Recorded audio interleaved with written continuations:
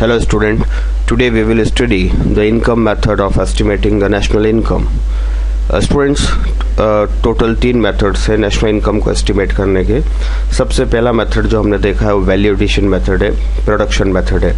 इसके अंदर पूरे देश में कितना final goods and services produced हुआ उसके बेसिस पर हम नेशनल इनकम को एस्टिमेट करते हैं, और जितने रुपए का फाइनल गुड्स एंड सर्विसेज अगर प्रोड्यूस हुआ है उतने ही फैक्टर्स ऑफ प्रोडक्शन की इनकम रही होगी। अगर हम सारे फैक्टर्स ऑफ द प्रोडक्शन की इनकम को अगर हम जोड़ दें, we will find out the total national income. Let's see. जैसा कि यहाँ पर आप देख सकते हैं कि by using the factors of the production, man, machine, material और मनी, इन चारों फैक्टर्स ऑफ प्रोडक्शन का यूज़ कर हमने टोटल प्रोडक्शन किया यहाँ पर 500 रुपीज़ का, जिसमें कि 100 रुपीज़ एंटरप्रेन्योर के प्रॉफिट के भी इंक्लूड हैं।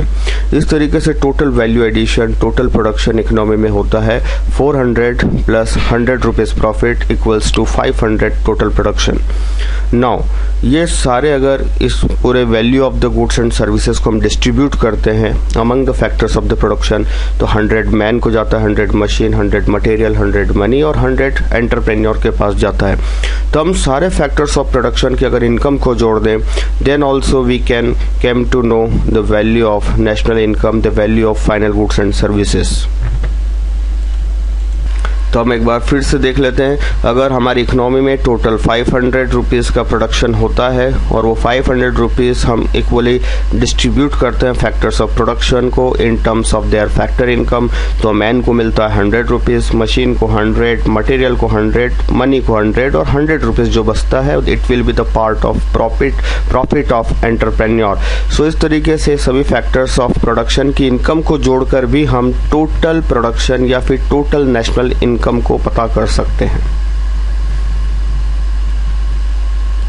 और इनकी इनकम किस तरीके से क्या क्या होती है? मेन का वेजेस, मशीन का रेंट, मटेरियल की कॉस्ट, मनी का इंटरेस्ट और एंटरप्रेन्योर का प्रॉफिट।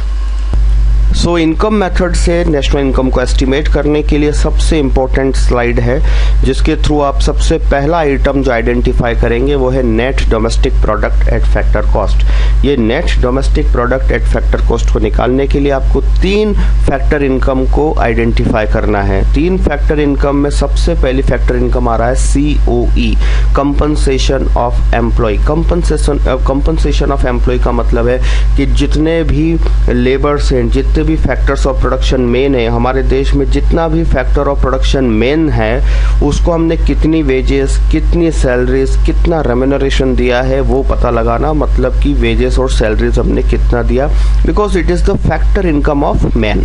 तो हमने पहला कंपनसेशन ऑफ एम्प्लॉय का पता लगाना है। दूसरा आता है मशीन, मनी और एंटरप्रेन्योर की कितनी इनकम हुई। मशीन की रेंट के फॉर्म में, मनी की इंटरेस्ट के फॉर्म में, एंटरप्रेन्योर की प्रॉफिट के रूप में। तो इन तीनों की इनकम को बोला गया है ऑपरेटिंग सरप्लस। इन तीनों की इनकम को मशीन, मनी और एंटरप्रेन्योर की फैक्टर इनकम कितनी जनरेट हुई, इसे बोला गया है ऑपरेटिंग सरप्लस। तो हमें कंपनसेशन ऑफ एम्प्लॉय का पता लगाना है, मीन्स वेजेस और salaries given to the man. Then after operating surplus का पता लगाना है, means rent, interest and profit given to this 3 factors of the production. Then कुछ ऐसे लोग भी होते हैं जो कि पूरे साल में कभी तो अपनी सर्विसेज देते हैं, मतलब कहीं पर एक एम्प्लॉय के रूप में काम करते हैं, कहीं पर बिजनेसमैन के रूप में भी काम करते हैं। It means sometime they have given their they become the landlord, it means they give the land on the rent, sometimes they give machine on the rent, so they are generating the income in the form of rent. कई बार वो लोगों को loan देते हैं, they lend to the public, they are generating the interest, और sometime वही person, the same person also work as an employee। तो इस तरीके से उनके पास जो इनकम आती है वो वेजेस के फॉर्म में भी आती है, इंटरेस्ट के फॉर्म में भी आती है, प्रॉफिट के फॉर्म में भी आती है, तो उसको बोला गया है mixed income. So there are the 3 factor incomes we have to consider: compensation of employee first, operating surplus second, और third है mixed income।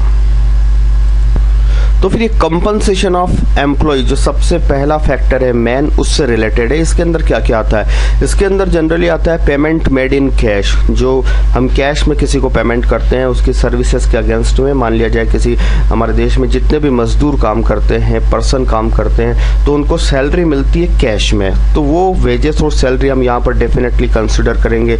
दूसरा आता है पेमेंट इन काइंड। कई बार पैसा जो है डेफिनेटली कैश में तो मिलता ही है, लेकिन कुछ पैसा फैसिलिटीज के फॉर्म में मिलता है, जैसे कि रेंट फ्री हाउस दिया, फ्री ट्रांसपोर्टेशन फैसिलिटीज है, फ्री मेडिकल फैसिलिटीज है, रिक्रिएशन हॉलीडे बेनिफिट्स जो छुट्टियां वगैरह मिलती हैं घूमने फिरने के लिए, एलटीए वगैरह अलाउंस वगैरह मिलते हैं, अपने जो भी प्लांट्स या फैक्ट्रीज के अंदर यूनिफॉर्म्स कंपनीज अपने एम्प्लॉयज को देती है। तो इस तरीके की जो चीज़ें फैसिलिटीज होती है वो कैश के फॉर्म में नहीं होती, बल्कि प्रोडक्ट्स के फॉर्म में होती है, फैसिलिटीज के फॉर्म में होती है, पर्क्स और परक्विस्ट के फॉर्म में होती है, जिसको बोलते हैं पेमेंट इन काइंड। तीसरा आता है सोशल सिक्योरिटी। तो ये भी एक तरीके से एम्प्लॉय के लिए एम्प्लॉयर प्रोवाइड करता है, जैसे उसको लाइफ इंश्योरेंस प्रोवाइड करता है, मेडिकल इंश्योरेंस प्रोवाइड करता है, उसके पेंशन फंड के लिए पैसा कंट्रीब्यूट करता है। ये तीनों एक तरीके से एक एम्प्लॉय को बेनिफिट के फॉर्म में दिया जा रहा है, उसको सैलरी दी जा रही है, उसको फैसिलिटीज दी जा रही है और उसको सोशल सिक्योरिटी कंट्रीब्यूशन, मतलब कि फ्यूचर में उसको पेंशन मिलेगी, लाइफ इंश्योरेंस का पैसा मिलेगा, मेडिकल इंश्योरेंस के थ्रू पैसा मिलेगा। All these are given to the employees in 3 different manners, but ultimately इसको एक नाम से जाना जाएगा, that is what compensation of employ.